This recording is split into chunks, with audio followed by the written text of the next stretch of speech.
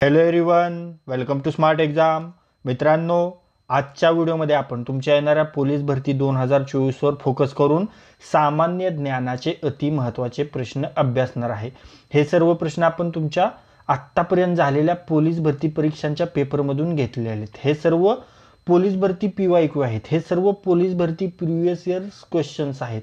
त्यामुळे यातील एक एक प्रश्न तुमच्या येणाऱ्या पोलीस भरतीसाठी खूप महत्त्वाचा आहे. त्यामुळे हा व्हिडिओ व्यवस्थित केअरफुली शेवटपर्यंत पहा. चला तर वेळ न घालवता हा अति महत्त्वाचा व्हिडिओ स्टार्ट करू. पहा, पहिला प्रश्न, गोपाळ गणेश आगरकर हे 1892 मध्ये कोणत्या महाविद्यालयाचे प्राचार्य होते? पहा काय प्रश्न आहे. गोपाळ गणेश आगरकर 1892 मध्ये कोणत्या महाविद्यालयाचे प्राचार्य होते? ते फर्ग्युसन कॉलेजचे प्राचार्य होते. योग्य उत्तर पर्याय क्रमांक 4 फर्ग्युसन कॉलेज. आता फर्ग्युसन कॉलेज बद्दल आपल्याला काय बोलता येईल? याची स्थापना कधी झाली होती मित्रांनो?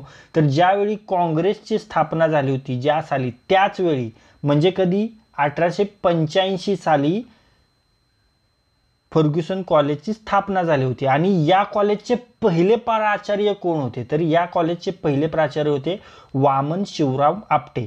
आता इथेच मी एक प्रश्न तुम्हाला विचारतोय की राष्ट्रीय काँग्रेसची स्थापना कोणत्या दिवशी झाली होती? साल तर मी तुम्हाला सांगितलं, डेट आणि मंथ तो तुम्हाला कमेंट बॉक्समध्ये सांगायचं. बऱ्याच वेळा आपण यापूर्वीच्या प्रश्नांमध्ये डिस्कस केलेले. चला फटाफट राष्ट्रीय काँग्रेसची स्थापना कोणत्या दिवशी झाली याचे उत्तर तुम्ही कमेंट बॉक्समध्ये सांगा. बघूया किती जण राईट आन्सर देतात. पुढे पाहूया. कोरोमंडल किनारपट्टी डॅश डॅश या राज्याला लागलेली आहे. पहा मित्रांनो, कोरोमंडल किनारपट्टी तमिळनाडू राज्याला. योग्य उत्तर पर्याय क्रमांक 4 तमिळनाडूची जी किनारपट्टी आहे त्याला कोरोमंडल किनारपट्टी बोललं जातं. आता आपला जो महाराष्ट्र आहे मित्रांनो, महाराष्ट्राच्या किनारपट्टीला कोणतं नाव आहे? तर महाराष्ट्राच्या किनारपट्टीला कोकण किनारपट्टा बोलतो. आणि मलबार किनारपट्टी कोणत्या राज्याच्या किनारपट्टीला बोलली जाते? केरळ किनारपट्टीला. आता किनारपट्टीबद्दल बोलतोय तर तुम्हाला माहिती आहे का सर्वात जास्त किनारपट्टी कोणत्या राज्याला आहे? तर ते आहे गुजरात राज्याला. ओके. आणि सर्वात कमी किनारपट्टी कोणत्या राज्याला आहे? तर ते आहे आपल्या दक्षिणेकडील राज्य गोवा. ओके. पुढे पाहूया. भारताला एकूण किती देशांच्या सीमा लागलेल्या आहेत? पहा, महत्त्वाचा प्रश्न आहे पोलीस भरतीसाठी, वारंवार विचारलेला प्रश्न आहे. स्टार करा. पहा, योग्य उत्तर पर्याय क्रमांक 2 7 देशांना आपल्या भारताच्या सीमा लागलेल्या आहेत. ओके. ते 7 देश कोणकोणते आहेत? पाकिस्तान, अफगाणिस्तान, चीन, बांगलादेश, नेपाळ, भूतान आणि म्यानमार. ओके. आता यासाठी एक शॉर्ट ट्रिक देखील आहे, तुम्हा सर्वांना माहिती आहे आणि आपण ही ट्रिक घेतलेली पण आहे. जर ती ट्रिक पाहिजे असेल तर तुम्ही आपल्या स्मार्ट एक्झाम या यूट्यूब चॅनलवर MPSC ट्रिक्स या प्लेलिस्टमध्ये जा, तिथे भेटेल. आणि त्यासोबतच अनेक ट्रिक्स आहेत, त्याचाही फायदा तुम्हाला एक्झामसाठी होईल. म्हणजे त्या बऱ्याच जिओग्राफी असेल, सायन्स असेल, हिस्ट्री असेल, या विषयांवरच्या एकदम इझी शॉर्ट ट्रिक्स आपण बनवलेल्या आहेत. त्या तुम्ही तिथे जाऊन पहा, त्याचा तुम्हाला खूप फायदा होणार. आणि यासाठी कोणती ट्रिक बनवली? बचपन में MBA. बरोबर. बचपन MBA म्हणजे B चा बांगलादेश, C चा चीन, P पाकिस्तान, N पासून नेपाळ, M पासून म्यानमार, B पासून भूतान आणि A पासून अफगाणिस्तान. बचपन MBA. ओके. पुढे पाहूया. महाराष्ट्रामध्ये कोणत्या भागात वनांचे प्रमाण जास्त आहे? पूर्व भागात. योग्य उत्तर पर्याय क्रमांक 1 पूर्व भागात. जो गडचिरोली चंद्रपूरचा एरिया आहे त्यामध्ये त्या भागात वनांचे प्रमाण जास्त आहे. ओके. आणि महाराष्ट्राचे जो उत्तर भाग आहे तिथे वनांचं प्रमाण कमी आहे आणि मध्य भागात वने विरळ स्वरूपाचे आढळतात. ओके. समोरचा प्रश्न, खालीलपैकी कोणती नदी महाराष्ट्राच्या उत्तर दिशेला आहे? तापी, गोदावरी, कृष्णा, भीमा. योग्य उत्तर पर्याय क्रमांक 1 तापी. तापी नदी महाराष्ट्राच्या उत्तर दिशेला आहे. ओके. आणि ती कोणती नदी आहे? ती आहे पश्चिम वाहिनी नदी. ओके. आणि सर्वात लांब पश्चिम वाहिनी नदी कोणती? तर ती आहे नर्मदा. हे लक्षात ठेवा. ओके. आणि आपल्या महाराष्ट्रातील सर्वात मोठी नदी कोणती ते मी तुम्हाला सांगणार आहे, त्याचे उत्तर तुम्हाला कमेंट बॉक्समध्ये सांगायचे. आपल्या महाराष्ट्रातील सर्वात लांब नदी कोणती याचे उत्तर तुम्हाला कमेंट बॉक्समध्ये सांगायचे. समोरचा प्रश्न,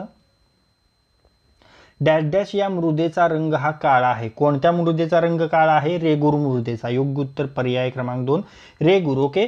रेगूर मृदेला काळी कापसाची मृदा म्हणून देखील ओळखलं जातं. आणि हिला काळा रंग कशामुळे? तर टिटॅनिफेरस मॅग्नेटाइट या घटकामुळे या मृदेचा रंग काळा असतो. ओके, हा देखील प्रश्न विचारलेला आहे. समोरचा प्रश्न, महाराष्ट्रामध्ये सर्वात कमी समुद्र किनारपट्टी ही डॅश डॅश जिल्ह्याला लागलेली आहे. सर्वात भारताचा विचार केला तर सर्वात कमी समुद्र किनारपट्टी कोणता आहे? गोवा, तुम्हाला सांगितलं. आणि महाराष्ट्रामध्ये विचार केला तर सर्वात कमी समुद्र किनारपट्टी कोणत्या जिल्ह्याला आहे? ती आहे ठाणे जिल्ह्याला. योग्य उत्तर पर्याय क्रमांक 2 ठाणे जिल्हा. ओके, किती आहे? 25 किलोमीटर. आणि जर मी तुम्हाला विचारलं की महाराष्ट्रातील सर्वात जास्त किनारपट्टी कोणत्या जिल्ह्याला आहे, तर ती असेल रत्नागिरी जिल्हा. आणि किती? 237 किलोमीटर किनारपट्टी ही रत्नागिरी जिल्ह्याला लाभलेली आहे. समोरचा प्रश्न, सोनी धावी धबधबा कोणत्या जिल्ह्यात आहे? तो आहे यवतमाळमध्ये. योग्य उत्तर पर्याय क्रमांक 3 सोनी धावी धबधबा हा यवतमाळ जिल्ह्यात आहे. आणि कोणत्या नदीवर आहे? पैनगंगा नदीवर हा धबधबा आहे. समोरचा प्रश्न, महाराष्ट्रामध्ये सर्वात जास्त दिवस, पहा प्रश्न काय विचारलाय, सर्वात जास्त दिवस पाऊस हा डॅश डॅश ठिकाणी पडतो. दिवस विचारलाय तर तो असेल गगनबावडा. ओके, योग्य उत्तर पर्याय क्रमांक 2 गगनबावडा. 129 दिवस इतका तिथे पाऊस पडतो. आणि जर मी विचारलं की सर्वात जास्त पाऊस कोणत्या ठिकाणी पडतो, तर ते असेल आंबोली, सिंधुदुर्ग जिल्ह्यातील आंबोली. ओके, आणि सर्वात जास्त दिवस म्हटलं तर गगनबावडा कोल्हापूर जिल्ह्यातील, आणि सर्वात जास्त पाऊस म्हटलं तर आंबोली सिंधुदुर्ग जिल्ह्यातील. ओके, हा फरक लक्षात ठेवा. समोरचा प्रश्न, भारतीय घटना समितीचे अध्यक्ष कोण होते? भारतीय घटना समितीचे अध्यक्ष होते डॉक्टर राजेंद्र प्रसाद. योग्य उत्तर पर्याय क्रमांक 2 डॉक्टर राजेंद्र प्रसाद. आता पहा, संविधान सभेने घटना निर्मितीची वेगवेगळी कामे पूर्ण करण्यासाठी विविध समित्यांची निर्मिती केली होती. घटना समिती, मसुदा समिती, सुकाणू समिती, गृह समिती. तर त्या घटना समितीचे अध्यक्ष राजेंद्र प्रसाद. आता तुमच्यासाठी प्रश्न विचारतो, डॉक्टर बाबासाहेब आंबेडकर हे कोणत्या समितीचे अध्यक्ष होते? बऱ्याच वेळा प्रश्न आलेला आहे. डॉक्टर बाबासाहेब आंबेडकर हे कोणत्या समितीचे अध्यक्ष होते? याचे उत्तर तुम्हाला लगेच कमेंट बॉक्समध्ये सांगायचं आहे. आता समोरचा प्रश्न पाहूया. भारतीय राज्यघटना लिहून पूर्ण करण्यासाठी किती कालावधी लागला रे? तर 2 वर्षे 11 महिने 18 दिवस. योग्य उत्तर पर्याय क्रमांक 1 2 वर्षे 11 महिने 18 दिवस. ओके, आणि यामध्ये संविधान सभेची एकूण सत्रे किती झाली होती? तर 11 सत्रे झाली होती. हे देखील लक्षात ठेवायचे. पुढे पाहूया. मुख्यमंत्र्यास अधिकारपद व गोपनीयतेची शपथ कोण देतात? मुख्यमंत्र्यास अधिकारपद व गोपनीयतेची शपथ राज्यपाल देतात. योग्य उत्तर पर्याय क्रमांक 4 राज्यपाल. ओके, मुख्यमंत्र्यांनी पद ग्रहण करण्यापूर्वी राज्यपाल त्यांना पद व गोपनीयतेची शपथ देतात. ओके, त्यांना मुख्यमंत्री म्हणून वेगळी शपथ नसते, मंत्री म्हणूनच त्यांना शपथ दिली जाते. हे देखील लक्षात ठेवा. पुढे पाहूया. डॅश डॅश हा पंचायत समितीचा पदसिद्ध सचिव असतो. Block development officer, BDO. योग्य उत्तर पर्याय क्रमांक 2 गट विकास अधिकारी. पंचायत समितीचा सचिव गट विकास अधिकारी असतो. निवड MPSC मार्फत केली जाते. नेमणूक राज्य शासन करतं. पुढे पाहूया. भारतीय राज्यघटनेतील कोणत्या घटना दुरुस्ती अन्वये मतदाराचे वय 21 वरून 18 वर्ष करण्यात आले? कोणती घटना दुरुस्ती होती रे? 61वी. योग्य उत्तर पर्याय क्रमांक 2 61वी घटना दुरुस्ती अधिकृतपणे संविधान कायदा 1988 या नावाने ओळखली जाते. ओके, पुढे पाहूया.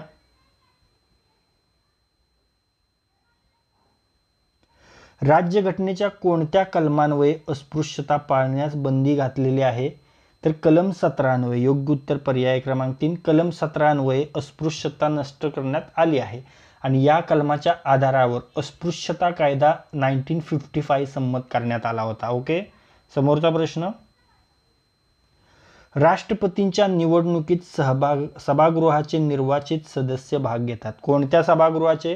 राज्यसभा व लोकसभा. योग्य उत्तर पर्याय क्रमांक 3 राज्यसभा व लोकसभा. प्रश्न व्यवस्थित पहा. उपराष्ट्रपतींचं विचारलंय. ओके, उपराष्ट्रपतींच्या निवडणुकीत राज्यसभा व लोकसभा या दोन्ही सभागृहांतील सर्व सदस्य, हे लक्षात ठेवा, सर्व सदस्य, निर्वाचित सदस्य देखील आणि नामनिर्देशित सदस्य देखील भाग घेतात. पण राष्ट्रपतींच्या निवडणुकीत काय आहे मॅटर? तर राष्ट्रपतींच्या निवडणुकीत दोन्ही सभागृहांचे फक्त फक्त आणि फक्त निर्वाचित सदस्य, नामनिर्देशित सदस्य भाग घेत नाहीत, निर्वाचित सदस्यच भाग घेतात. तसेच विधानसभांचे निर्वाचित सदस्य देखील भाग घेतात. ओके, हे देखील लक्षात ठेवायचं. समोर पाहूया. देशातील लोकांचे राहणीमान कशावरून ठरते?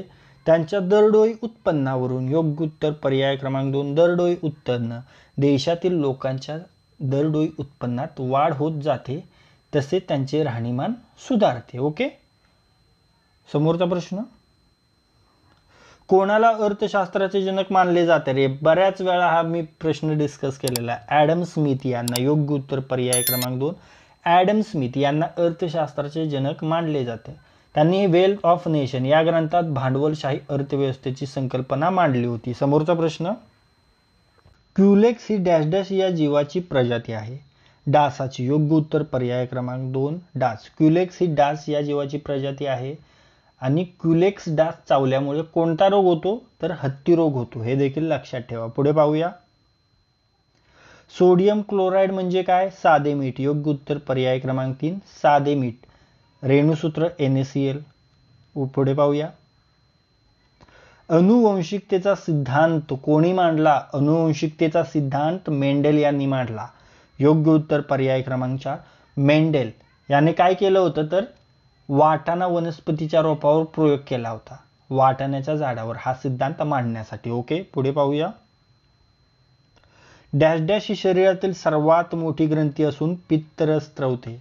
ते आहे यकृत. योग्य उत्तर पर्याय क्रमांक 2, यकृत. ओके, यकृत ही शरीरातील सर्वात मोठी ग्रंथी आहे. ओके, यकृत ही शरीरातील सर्वात मोठी ग्रंथी आहे आणि यकृत मुख्यतः पित्तरस स्त्रवते, जे पित्ताशयात साठवले जाते. ओके, समोरचा प्रश्न. गांडूळ हा प्राणी कोणत्या संघात येतो? गांडूळ हा प्राणी ॲनिलिडा या संघात येतो. योग्य उत्तर पर्याय क्रमांक 3, ॲनिलिडा. ॲनिलिडा ही संज्ञा लॅमार्कने दिली, हे लक्षात ठेवा. आणि याचे 3 गटात वर्गीकरण केले जातं. ऑलिगोकिटा, हिरुडिनिया आणि पॉलिकिटा. ओके, समोरचा प्रश्न. साधारणतः निसर्गात किती मूलद्रव्ये आढळतात? साधारणतः निसर्गात 92 मूलद्रव्ये आढळतात. योग्य उत्तर पर्याय क्रमांक 2, 92. ओके, पुढे पाहूया. प्राण्यांमधील सर्वात मोठा संघ कोणता? प्राण्यांमधील सर्वात मोठा संघ आहे ऑर्थ्रोपोडा. योग्य उत्तर पर्याय क्रमांक 4, ऑर्थ्रोपोडा.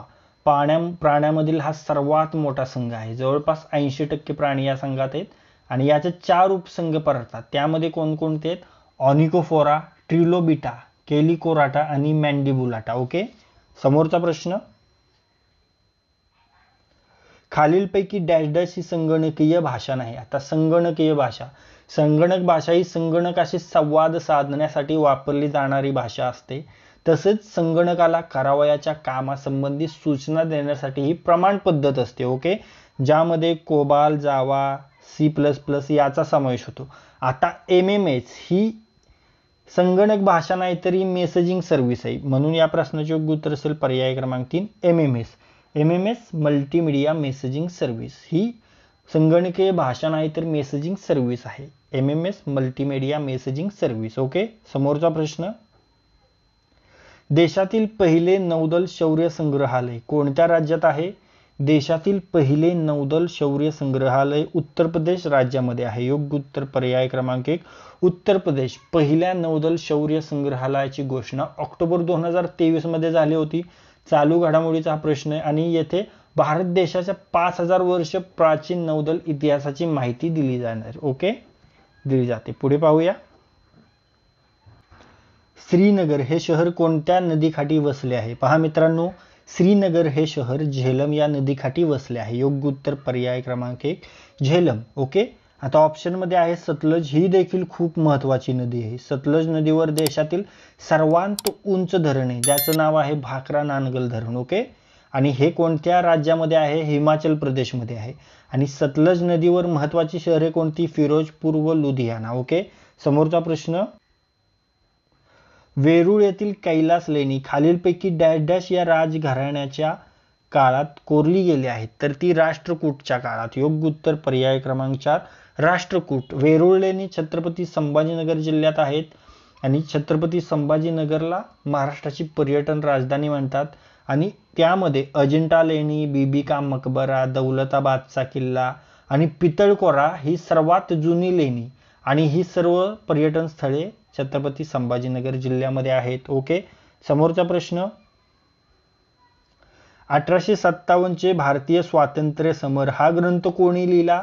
विनायक दामोदर सावरकर यांनी. योग्य उत्तर पर्याय क्रमांक 4 वि दा सावरकर. ओके. 1857 चे स्वातंत्र्य समर. त्यांची इतर पुस्तके कोणकोणती आहेत? हिंदुत्व व कोण हिंदू, माझी जन्मठेप. ओके.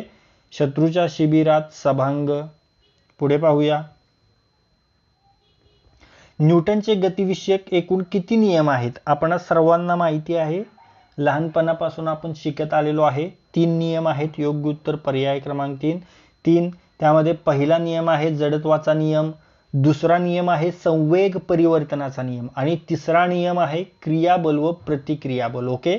समोरचा प्रश्न, कांदा कापताना डॅश डॅश हा वायू बाहेर पडल्याने डोळ्यात पाणी येते. कोणता वायू रे? तर तो वायू आहे अमोनिया वायू. योग्य उत्तर पर्याय क्रमांक 1 अमोनिया. कांदा कापताना हा वायू बाहेर येतो. याचं रेणुसूत्र NH3. काय रेणुसूत्र आहे याचं? NH3. समोरचा प्रश्न, स्वतंत्र भारताचे पहिले अर्थमंत्री कोण होते? जॉन मथाई. योग्य उत्तर पर्याय क्रमांक 3 जॉन मथाई हे स्वतंत्र भारताचे पहिले अर्थमंत्री होते. आणि भारताचे पहिले राष्ट्रपती कोण होते? डॉक्टर राजेंद्र प्रसाद. ओके. आणि भारताचे पहिले गृहमंत्री कोण होते? याचे उत्तर हा प्रश्न तुमच्यासाठी आहे मित्रांनो. याचे उत्तर तुम्हाला सांगायचे. लगेच कमेंट बॉक्समध्ये सांगा. चला, भारताचे पहिले गृहमंत्री कोण होते या प्रश्नाचे उत्तर तुम्हाला लगेच कमेंट बॉक्समध्ये सांगायचे. ओके. पुढे पाहूया. योग्य उत्तर सांगितले असेल सरदार वल्लभभाई पटेल हे उत्तर आहे. काय? सरदार वल्लभभाई पटेल हे या प्रश्नाचं उत्तर आहे. पहा, जिल्हा नियोजन मंडळाचे सचिव कोण असतात? तर ते असतात जिल्हाधिकारी. योग्य उत्तर पर्याय क्रमांक 3 जिल्हाधिकारी हे संपूर्ण जिल्ह्याचे प्रशासन प्रमुख असतात. ओके. त्यांची निवड UPSC संघ लोकसेवाद्वारे केली जाते, लोकसेवा आयोगाद्वारे केली जाते आणि नेमणूक राज्य शासन करतं. ओके. समोरचा प्रश्न, रडार यंत्रणेत कोणत्या लहरींचा वापर केला जातो? रडार यंत्रणेत रेडिओ लहरींचा वापर केला जातो. योग्य उत्तर पर्याय क्रमांक 3 रेडिओ लहरी. ओके. रेडिओ लहरी धुके, पाऊस, बर्फ, धूर यातून सहज जात असल्याने रडार यंत्रणेत याचा वापर केला जातो. समोरचा प्रश्न, लिंबाच्या रसात कोणते ऍसिड असते?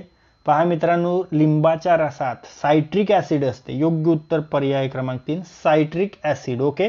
आता टार्टारिक ऍसिड कशामध्ये असते रे? टार्टारिक ऍसिड असतं चिंचेमध्ये. ओके. लॅक्टिक ऍसिड कशामध्ये असतं मित्रांनो? लॅक्टिक ऍसिड दह्यामध्ये असतं. ऍसिटिक ऍसिड कशामध्ये असतं मित्रांनो? ऍसिटिक ऍसिड व्हिनेगारमध्ये असतो. आणि ब्युटेरिक ऍसिड आहे लोण्यामध्ये. काय? ब्युटेरिक ऍसिड लोणे. ओके. समोरचा प्रश्न, पश्चिम बंगाल या राज्यात रामकृष्ण मठाची स्थापना कोणी केली? स्वामी विवेकानंद यांनी. योग्य उत्तर पर्याय क्रमांक 2 स्वामी विवेकानंद. 1897 साली यांनी पश्चिम बंगाल येथे रामकृष्ण मठाची स्थापना केलेली आहे. ओके. आणि पुढे पाहूया. रॉबर्ट क्लाइव्ह याने 1765 मध्ये कोणत्या राज्यात दुहेरी राज्य व्यवस्था अस्तित्वात आणली? पहा, रॉबर्ट क्लाइव्ह याने 1765 मध्ये कोणत्या राज्यात दुहेरी राज्य व्यवस्था अस्तित्वात आणली? तर तो बंगाल राज्य. योग्य उत्तर पर्याय क्रमांक 2 बंगाल. ओके. याचा कार्यकाळ काय होता रॉबर्ट क्लाइव्हचा? 1757 ते 1760 रॉबर्ट क्लाइव्हचा कार्यकाळ. ओके. समोरचा प्रश्न, सन 1905 मध्ये लंडन येथे इंडिया होम रूल सोसायटीची स्थापना कोणी केली? सन 1905 मध्ये लंडन येथे इंडिया होम रूल सोसायटीची स्थापना श्यामजी कृष्ण वर्मा यांनी केली. योग्य उत्तर पर्याय क्रमांक 3 श्यामजी कृष्ण वर्मा. ओके. यांनी लंडनमध्ये इंडिया हाऊसची स्थापना केली होती आणि या संस्थेमार्फत भारतीय तरुणांना परदेशात शिक्षण घेण्यासाठी शिष्यवृत्ती दिली जात असे. ओके. समोरचा प्रश्न, महाराष्ट्राचे मार्टिन लुथर किंग म्हणून कोणाला ओळखले जाते? पहा मित्रांनो, अति महत्त्वाचा प्रश्न तुमच्या येणारा पोलीस भरतीसाठी. बऱ्याच वेळा हा प्रश्न विचारलेला आहे. महाराष्ट्राचे Martin Luther king Mahatma Phule यांना म्हणून ओळखले जातं. योग्य उत्तर पर्याय क्रमांक 1 महात्मा फुले. ओके. आता त्यांनी सर्वप्रथम स्त्री शिक्षणास प्राधान्य दिले होते आणि त्यांनी मुलीची शाळा कोणत्या शहरामध्ये सुरू केली होती? पुण्यामध्ये बुधवार पेठेत बिड्यांच्या वाड्यात मुलींची पहिली शाळा त्यांनी सुरू केली होती. ओके, कधी? 1848 मध्ये. ओके, समोरचा प्रश्न. सती प्रतिबंधक कायदा कोणत्या गव्हर्नर जनरलच्या काळात झाला? सती प्रतिबंधक कायदा लॉर्ड बेल्टिंग या गव्हर्नर जनरलच्या काळात झाला. योग्य उत्तर पर्याय क्रमांक 2 लॉर्ड विल्यम बेंटिक. ओके, आणि त्याला मदत केली होती राजा राममोहन रॉय यांनी. समोरचा प्रश्न. जिल्हा परिषदेचा सचिव कोण असतो रे? जिल्हा परिषदेचा सचिव असतो मुख्य कार्यकारी अधिकारी. योग्य उत्तर पर्याय क्रमांक 2 मुख्य कार्यकारी अधिकारी. आता जिल्हा परिषदेबद्दल बोलायचं झालं तर याची स्थापना 1 मे 1962 मध्ये झाली. कोणत्या समितीच्या शिफारशीनुसार? वसंतराव नाईक समितीच्या शिफारशीनुसार. जिल्हा परिषदेची सदस्य संख्या किती असते मित्रांनो? 50 ते 75 असते.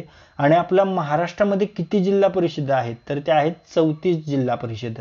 ओके, मुंबई शहर उपनगरला जिल्हा परिषद नाहीये. ओके, आणि महाराष्ट्रात जिल्हा परिषद व पंचायत समिती अधिनियम कधी अस्तित्वात आला? 1961 मध्ये. ओके, समोरचा प्रश्न.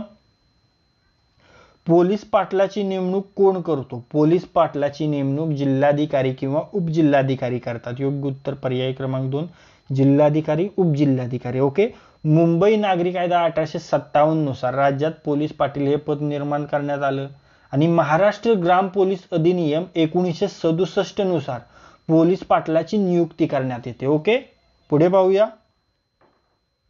रेगूर मृदा ही खालीलपैकी कोणत्या प्रदेशात मोठ्या प्रमाणात आढळते? पहा मित्रांनो, रेगूर मृदा ही दक्कनच्या पठारी प्रदेशामध्ये मोठ्या प्रमाणात आढळते. योग्य उत्तर पर्याय क्रमांक 1 दक्कनचा पठार. महाराष्ट्रात सर्वात महत्वाची मृदा दक्कनच्या पठारावरील काळी कापसाची मृदा, जिला आपण रेगूर मृदा म्हणतो. ओके, आणि चुनखडीच्या प्रमाणामुळे हिची सुपीकता कमी होत नाही, पाणी धरून ठेवण्याची क्षमता हिच्यामध्ये जास्त असते. ओके, आणि महाराष्ट्रात सर्वात महत्वाची मृदा आहे दख्खनच्या पठारावरील काळी कापसाची मृदा. ओके, रेगूर मृदा. समोरचा प्रश्न. मुंबई हाय हे नाव कोणत्या खनिज उत्पादनाशी निगडीत आहे? मुंबई हाय हे नाव पेट्रोलियम या खनिज उत्पादनाशी निगडीत आहे. योग्य उत्तर पर्याय क्रमांक 1 पेट्रोलियम. 1973 साली मुंबई हाय येथे देशातील सर्वात मोठा खनिज साठा सापडला. ते सागर सम्राट या यांत्रिक प्लॅटफॉर्मवरून खनिज तेल काढलं जातं. काय? 1973 साली मुंबई हाय येथे देशातील सर्वात मोठा खनिज साठा सापडला आणि येथे सागर सम्राट या यांत्रिक प्लॅटफॉर्मवरून खनिज तेल काढलं जातं. हे लक्षात ठेवायचंय. पुढे पाहूया. डॉक्टर बाबासाहेब आंबेडकर यांचा जन्म कुठे झाला? डॉक्टर बाबासाहेब आंबेडकर यांचा जन्म महू मध्य प्रदेश येथे झाला. योग्य उत्तर पर्याय क्रमांक 3 महू मध्य प्रदेश. ओके, कधी झाला? 14 एप्रिल 1891 साली. ओके, आणि डॉक्टर बाबासाहेब आंबेडकर यांच्यावर आपण 200 प्रश्नांचा महाप्रश्नसंच बनवलेला आहे. तोही आपल्या स्मार्ट एक्झाम या यूट्यूब चॅनलवर आहे. तो तिथे जाऊन तुम्ही पहा, त्याचा तुम्हाला फायदा होणार आहे. पहा मित्रांनो, आपण डॉक्टर बाबासाहेब आंबेडकर यांच्या जीवनावरील 200 प्रश्नांचा महाप्रश्नसंच बनवलेला आहे. तो तुम्हाला आपल्या स्मार्ट एक्झाम या यूट्यूब चॅनलवर भेटून जाईल. तिथे जाऊन तो तुम्ही पहा, त्याचा तुम्हाला परीक्षेमध्ये फायदा होणार आहे. समोरचा प्रश्न. भारतीय भूदान चळवळीचे जनक कोण आहेत? पहा मित्रांनो, भारतीय भूदान चळवळीचे जनक आहेत विनोबा भावे. योग्य उत्तर पर्याय क्रमांक 2 आचार्य विनोबा भावे. जमीनदारांकडील अतिरिक्त जमीन भूमिहीनांना सुपूर्द करण्याची ही मोहीम होती. ओके, आणि भूदान चळवळीला रक्तहीन क्रांती असं देखील म्हटलं जातं. रक्तहीन क्रांती. ओके, आणि या चळवळीला आंध्र प्रदेशातील पोट्टापल्ली या खेड्यातून सुरुवात झाली होती. हे देखील लक्षात ठेवायचंय. समोरचा प्रश्न.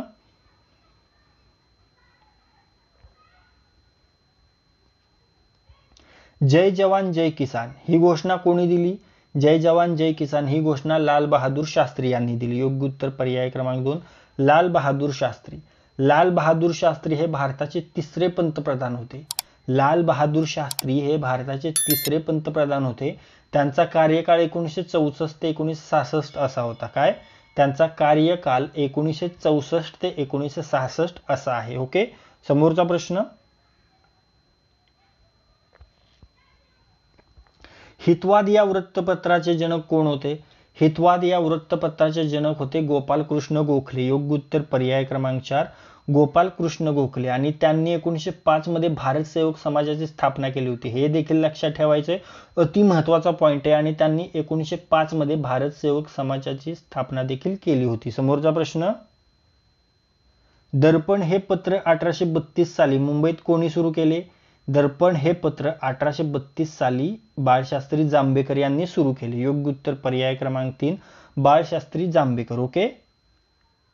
त्यांना दर्पणकार असेही म्हटलं जातं. त्यांचा जन्म 6 जानेवारी 1812 मध्ये झाला आणि 6 जानेवारी हा त्यांचा जन्मदिन पत्रकार दिन म्हणून साजरा करतात. ओके. त्यांना दर्पणकार असंही म्हटलं जातं. त्यांचा जन्म 6 जानेवारी 1812 मध्ये झाला आणि 6 जानेवारी हा त्यांचा जन्मदिन पत्रकार दिन म्हणून साजरा केला जातो. तर मित्रांनो, या व्हिडिओमध्ये आज आपण तुमच्या येणाऱ्या पोलीस भरती 2024 वर फोकस करून सामान्य ज्ञानाचे अति महत्त्वाचे प्रश्न अभ्यासलेले आहेत. महत्त्वाच्या प्रश्नांवर आपण ॲनालिसिस देखील केलेले आहेत. आणि हे सर्व प्रश्न आपण आत्तापर्यंत झालेल्या पोलीस भरती परीक्षांच्या पेपरमधून घेतलेले आहेत.